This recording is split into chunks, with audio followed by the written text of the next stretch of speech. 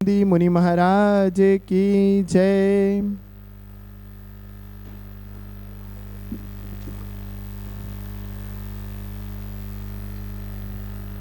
उपस्थित महानुभाव, आज हम लोग अत्यंत सौभाग्यशाली हैं कि हम लोग अपने इस व्यस्ततम और सही बात कहें तो अस्त व्यस्त जीवन में माँ जिनवाणी के रसास्वादन के लिए और आचार्यों के लिखित प्राचीनतम ग्रंथों का अध्ययन करने के लिए यहाँ एकत्रित हुए हैं। जीवन में सीखने के लिए कोई उम्र नहीं होती, ये हम हर बार कहते हैं। और आज हम लोग माँ जिनवाणी पूज्य गुरुदेव आचार्य भगवान माघनंदी स्वामी जी द्वारा रचित इस ग्रंथ के अध्ययन करने के लिए तत्पर हुए हैं। निश्चित हम लोग आज अपने आप को भव्य और तीव्र पुण्यात्मा कह सकते हैं। महानुभाव, शास्त्र सार समुच्चय, इसकी प्रस्तावना को मैं पढ़ रहा हूँ, उसे आप लोग सुनिएगा और उसके बाद हम लोग इस पर चर्चा करेंगे। प्रस्तुत ग्रंथ का नाम शास्त्र सार समुच्चय है, जिसका विषय उसके नाम से स्पष्ट है। इस ग्रंथ में आचार्य महोदय ने उन सभी विषयों की चर्चा की है जिनको जानने की अभिलाषा प्रत्येक श्रावक को होती है। इसमें ज्योतिष, वैद्यक जैसे लौकिक विषयों की भी चर्चा की गई है। ग्रंथ की टीका कन्नड़ी भाषा में थी, जिसे आचार्य भगवान माघनंदी योगेंद्र देव इसके मूल रचयिता हैं, जो वास्तु तत्व के मर्मज्ञ महान तपस्वी और योग साधना में निरत रहते थे। इतना ही नहीं, किंतु ध्यान और अध्ययन आदि में अपना पूरा समय लगाते थे। कभी कभी भेद विज्ञान द्वारा आत्मस्वरूप को प्राप्त करने तथा आत्म प्रतीति के साथ स्वरूपानुभव करने में जो उन्हें सरस आनंद आता था, उसमें वे सदा सराबोर रहते थे। माघनंदी नाम के अनेक विद्वान और आचार्य हुए हैं। उनमें वे कौन हैं और गुरु परंपरा क्या है? जब भी कोई ग्रंथ पढ़ते हैं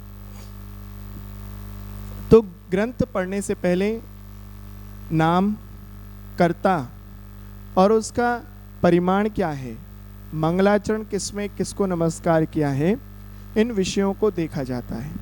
मंगलाचरण हम आगे करेंगे। ग्रंथ का नाम है शास्त्र सार समुच्चय और उसके रचयिता हैं आचार्य भगवान माघनंदी स्वामी जी।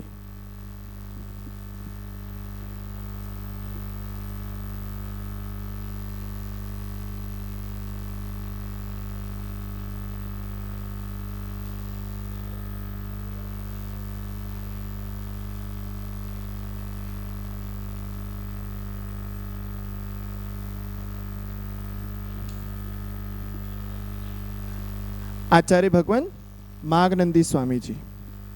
अब आचार्य भगवान माघनंदी जी तो बहुत सारे हुए हैं, तो वे कौन हैं?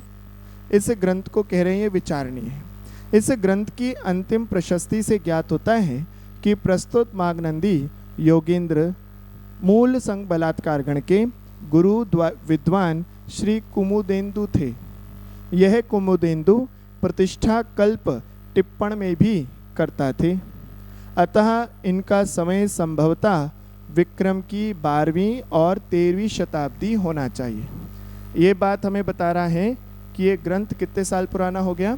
12वीं 13वीं शताब्दी का ग्रंथ।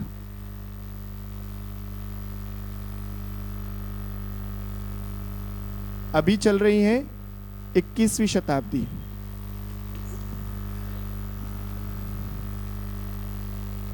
एक माघनंदी कुमुद चंद्र के शिष्य थे, जो माघनंदी श्रावकाचार्य और शास्त्र सार समुच्चय के कन्नाड़ी टीकाकार हैं। कर्नाटक कवि चरित्र के अनुसार इनका समय ईस्वी 1260 जो विक्रम संवत 1317 है।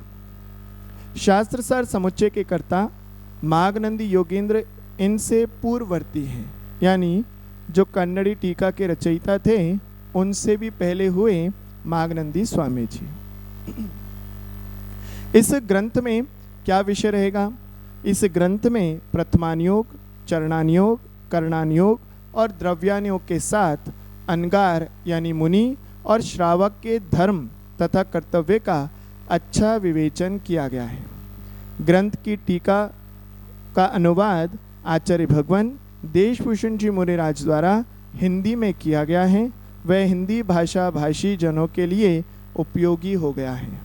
पहले ये ग्रंथ 1948 में सिर्फ कन्नड़ भाषा में पढ़ा जाता था, लेकिन आचार्य देशभूषण महाराज जी कन्नड़ भाषा के विद्वान, क्योंकि कन्नड़ में जन्म हुआ, बेलगांव में जन्म हुआ, कर्नाटक में जन्म हुआ, अतः कन्नड़ भाषा का तो ज्ञान था ही, अतः उनको हिंदी भाषा का भी बहुत अच्छा सा ज्ञान था।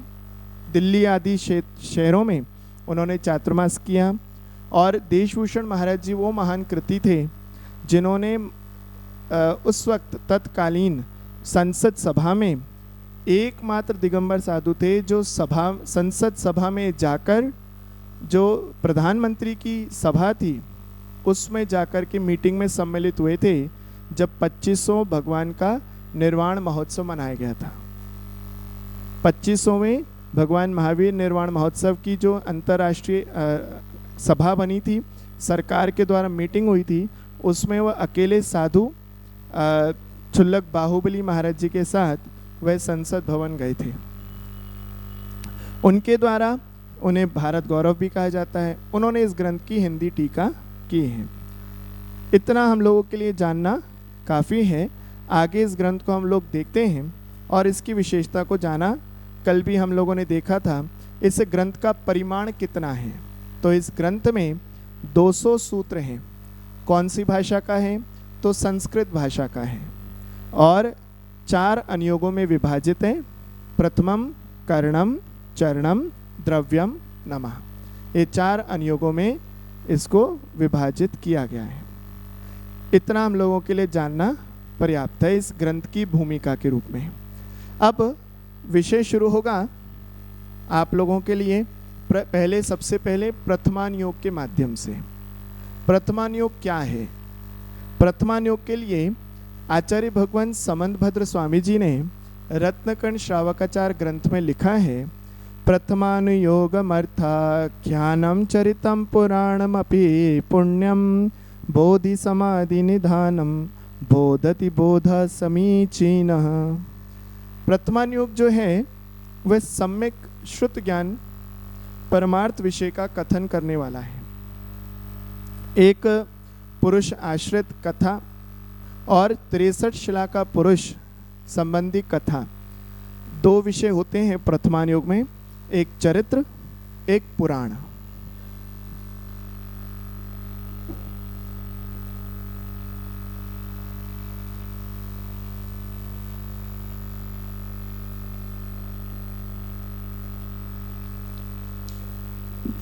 ये 2 शब्द जिस ग्रंथ के पीछे लिखे हैं, आप बिल्कुल आंख बंद करके विश्वास कर लीजिए वो प्रथमानुयोग का ग्रंथ है, ये उसकी पहचान है। लेकिन उसके अलावा भी कुछ ग्रंथ का नाम जैसे सम्यक्त कौमुदी, धर्म परीक्षा, इन ग्रंथों में ना चरित्र लगा है और ना ही पुराण, फिर भी इनका विषय जो है प्रथमानुयोग का है। अतः बाहरी लक्षण में चरित्र और पुराण लिखा है, जैसे सीता चरित्र, श्रेणिक चरित्र, श्रीपाल चरित्र। ये क्या है? एक ग्रंथ को पढ़ने वाले, एक कथा को कहने वाले, एक चरित्र को बताने वाले, इसलिए इनको चरित्र कहा। और अरे भैया क्या बात है।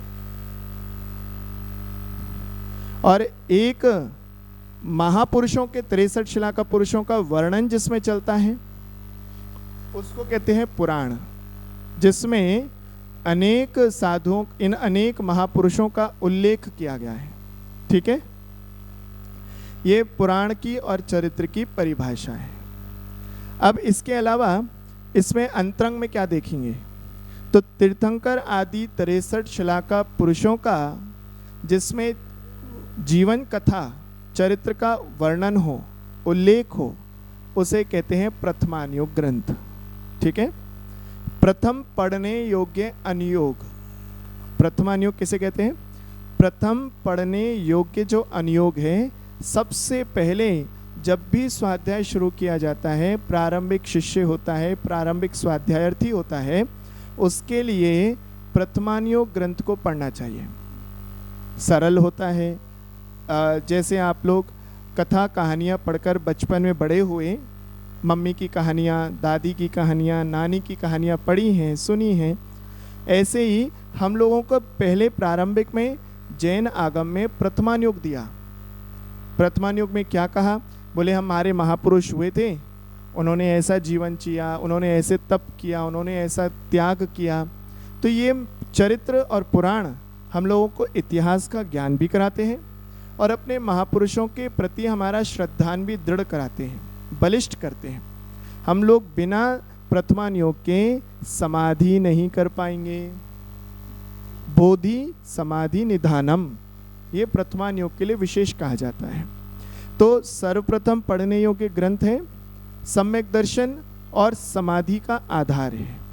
आपको कहा जाए 24 तीर्थंकर, इतने से आपको विश्वास नहीं होगा, श्रद्धा नहीं होगा, लेकिन जब उनके बारे में पढ़ेंगे, जैसे वर्तमान में होता है ना, झांसी के रानी के बारे में पढ़ा, वीर भामाशाह के बारे में पढ़ा, तो उनके बारे में पढ़कर अरे इतने बलशाली थे, इतने ज़्यादा शक्तिशाली थे, ऐसे उन्होंने त्याग किया, तपस्या की, उनका ऐसा योद्धापना था, तो उनके प्रति बहुमान आता है, देश के लिए उनके लिए सम्मान की भावना आती है। ऐसे ही हमारे धर्म में अनेकों महापुरुष हुए, तीर्थंकर हुए, मुनि महाराज हुए, मोक्षगामी हुए, और उनके जीवन चरित्र को बता करके उनके प्रति बहुमान जागृत हो जाता है। अरे इतने महान थे, कैसे कैसे उपसर्ग आए। गजकुमार मुनि, उनके सिर पर सिगड़ी रख करके जला दिया गया। सुकुमाल मुनि को सियालनी खा गई, सुकौशल मुनि को शेर खा गया। ये जब पढ़ते हैं, उनके बारे में जानते हैं, तो उनके प्रति हमारा श्रद्धान बलवती होता है। इसी से सम्यक दर्शन होता है, श्रद्धानम परमार्थानाम। ठीक है। और समाधि, जब आप वृद्ध अवस्था में आओगे, संलेखना समाधि के समय तक पहुँचोगे, तब आपको कहा जाएगा कर्म सिद्धांत पढ़ो, द्रव्यान योग पढ़ो, नहीं चरणान योग नहीं, उस वक्त वो प्रथमान योग काम आएगा। देखो, याद करो वे मुनि महाराज जो पहाड़ों पर ध्यान कर रहे थे, तपस्या कर रहे थे। दो मुनि महाराज थे, देशभूषण कुलभूषण मुनि महाराज, उस पर व्यंतरों ने, देवों ने आके उपसर्ग किया और राम और लक्ष्मण ने उनका उपसर्ग दूर किया। तो आपका चित्र वहाँ चला जाएगा। सरल होता है। बच्चे को जैसे रबड़ी खाना पचाना मुश्किल है, ऐसे ही जो समय समाधि का है उस वक्त क्लिष्ट विषय नहीं पढ़ा जाता, सरल से सरल बात को ध्यान में उतारने के लिए कहा जाता है। तो ये प्रथमान योग जन्म से लेकर अंत मरण तक काम आने वाला अनुयोग है। ठीक है। और इसमें क्या है, प्रथमान योग में क्या बताया जाता है? पुण्य और पाप के फल को दर्शाया जाता है। देखो, पूर्व भव में सीता के जीव ने लांछन लगाया था मुनियारिका के ऊपर, और अब वर्तमान में क्या हुआ, उसके ऊपर लांछन लगा, पति ने त्याग कर दिया। तो यहाँ क्या पता लगा? जैसी करनी वैसी भरनी। इससे हम लोगों को उदाहरण मिल गया। देखो भैया, तुम कभी ऐसा मत करना, किसी मुनियारिका पर लांछन नहीं लगाना। क्यों, कैसे नहीं लगाए भैया? बोले सीता ने लगाया था तो उसके साथ ये हुआ। देखो, वह मुनि महाराज को आहार दान दिया और उसने कड़वी तुमड़ी का आहार दिया, मर करके सियालनी हुई, शिवरनी हुई। तो मुनि महाराज को कभी तुमड़ी का, कड़वी तुमड़ी का, जहर का आहार नहीं देना, नहीं तो तुम्हारे साथ भी ऐसा होगा। तो ये क्या है, हम लोगों को उदाहरण मिलता है और साथ में पुण्य और पाप की विवेचना पता लग जाती है। क्या करे तो पुण्य होगा। देखो, मैना सुंदरी ने सिद्ध चक्र विधान किया, तो वो सिद्ध चक्र विधान आज तक हम लोगों के लिए श्रद्धा का विषय बन गया, एग्जाम्पल बन गया। तो वो श्रद्धा का फल मिला कि देखो, उसने सिद्ध चक्र विधान बड़ी श्रद्धा से किया, 700 कोड़ियों का उपसर्ग दूर हो गया, उनका कोड़ दूर हो गया। और मुनि महाराज के ऊपर वह वादिराज मुनिराज ने भगवान की भक्ति की थी ना, तो उनका देखो कोढ़ दूर हो गया। तो ये सब क्या हमें उदाहरण मिल जाते हैं, हम लोगों के ऊपर एक ऐसा विषय मिल जाता है कि हमें भी श्रद्धा आता है, हाँ हम भी भक्ति करेंगे, भगवान की पूजा करेंगे, स्तुति करेंगे। ठीक है, तो ये सारा विषय प्रथमान योग के अंतर्गत आता है। हम लोग प्रथमान योग को शुरू करेंगे। इस प्रथमान योग की भूमिका को आप लोगों ने समझा। कल हम लोग भूमिका के बारे में जानेंगे। यदि आपकी कोई जिज्ञासा हो तो 6:50 हो गए हैं, आप लोग प्रश्न पूछ सकते हैं। एक एक करके आप लोग हैंड रेस कर दो जिसको यदि कुछ पूछना है तो, अन्यथा फिर आगे चलेंगे। हाँ रुचि,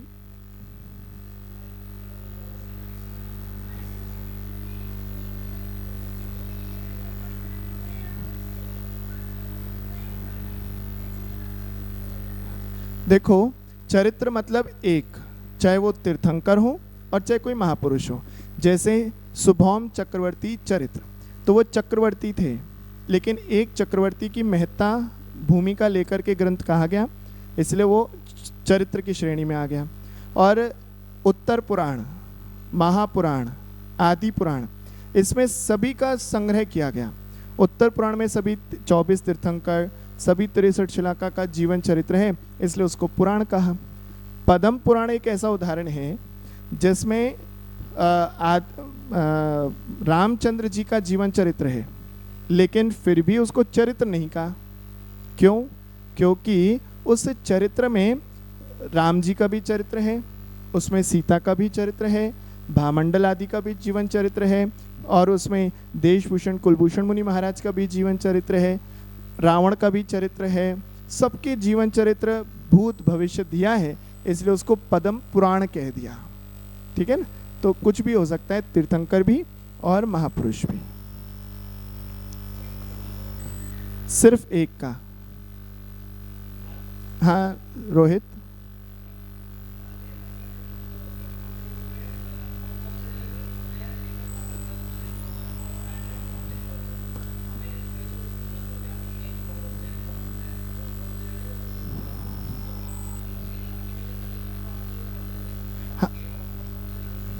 उसके अलावा विषय आपको देखना पड़ेगा। जैसे प्रसिद्धि में आदि पुराण, महापुराण और पद्म पुराण, ये तो पुराण की श्रेणी में आते हैं।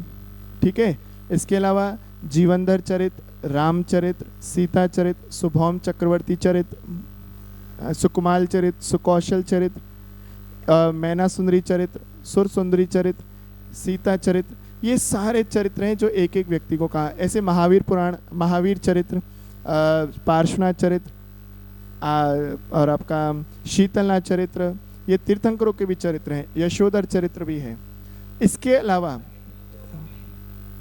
इसके अलावा जो पुराण और चरित्र हैं, यदि उन प्रथमान योग में और उदाहरण देखें तो सम्यक्त कौमुदी नाम का एक ग्रंथ है।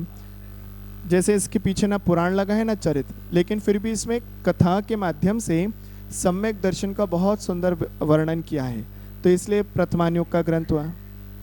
हाँ, भक्त आराधना कथा कोश, ये कोश है, इसमें भी कथाओं का कोश है। पुराण कथा कोश, पुण्याश्रव कथा कोश, सूक्ति ग्रंथ भी हैं, और इसके अलावा धर्म परीक्षा ग्रंथ, ये भी सब प्रथमान योग के ग्रंथ हैं। ठीक है, और कोई जिज्ञासा? कड़वी तुंबड़ी जो दी गई थी वो जानबूझकर दी गई थी। उसने जानबूझकर कि मुनि महाराज, क्या हुआ था यहाँ पर जिज्ञासा पूछी है कि वो कड़वी तुंबड़ी जो दिया था वो जानबूझकर दिया था कि भूल से दिया गया था। तो उसने जानबूझकर दिया था।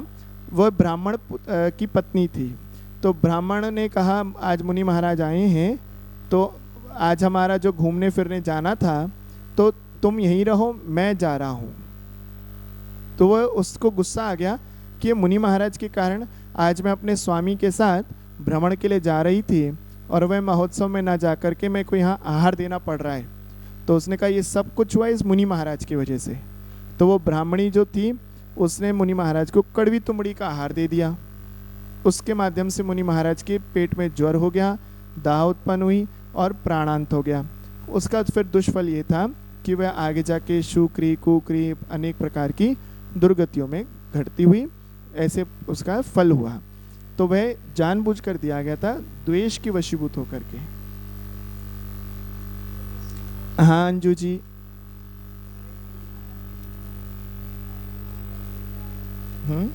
स्पीकर नहीं लगाया।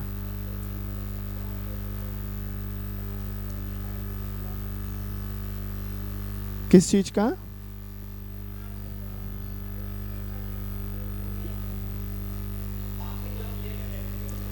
तो इसकी एक रिकॉर्डिंग आपको मिल जाएगी और स्वाध्यायी चैनल पर ही अपलोड हो जाएगी। अब जहाँ जहाँ आपका मिस हुआ है वो आपको पता लग जाएगा। और कोई जिज्ञासा? नंदा जी, नंदा जी। हाँ जी।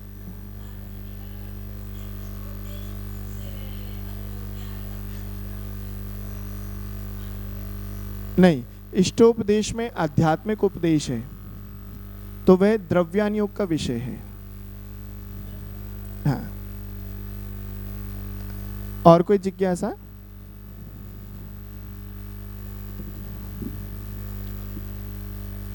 हाँ, इस ग्रंथ का मंगलाचरण हम लोग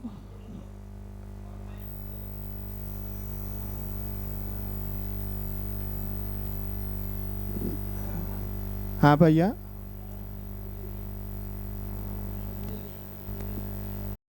और हाथ जोड़ लीजिए, मंगलाचरण कर लें सबसे पहले। श्रीमन्नम्रामरस्रोतम प्राप्तानंत चतुष्टयम नत्वा जिनाधिपम वक्षे शास्त्र सार समुच्चयमम। इसकी पीडीएफ आप लोगों तक पहुंच जाएगी, है ना, ये ग्रंथ की, और उसके माध्यम से आप भी इसका मंगलाचरण यदि रोज पढ़ेंगे तो हो सकता है याद भी हो जाए। और हम लोग इस ग्रंथ के छोटे छोटे टॉपिक के अनुसार क्लास चलेंगे। अभी तो आज क्योंकि भूमिका थी, प्रस्तावना के रूप में हमने आपको पूरा समझाया है, अब इसमें छोटे छोटे टॉपिक चलेंगे। कल का जो टॉपिक होगा वो टॉपिक होगा काल, ठीक है। काल के विषय में पूरा कल सेशन चलेगा। यदि पूरा हो जाएगा तो ठीक, नहीं तो परसों भी फिर काल पर चर्चा करेंगे। इस तरह से छोटे छोटे टॉपिक लेकर के हम अपना ग्रंथ को आगे ले चलेंगे, तो आपको ज़्यादा मुश्किल भी नहीं लगेगा। और यदि कोई बीच में टॉपिक छूट भी जाता है तो आपको ऐसा नहीं लगेगा कि हमारी क्लास मिस हो गई है, ठीक है। चलो, अब यहाँ पर हो गया आप लोगों ने। हाँ, जिन वाणी के ज्ञान से सूझे लोकालोक, सो वाणी मस्तक धरो सदा देत हूँ धोख। हे जिन वाणी भारती तो हे जपू दिन रैन, जो तेरी शरणा गए सो पावे सुख चैन। देव बजो अरहंत को गुरु सेवा निर्ग्रंथ, दया धर्म पालो सदा यही मोक्ष का पंथ। 9 बार नमोकार मंत्र।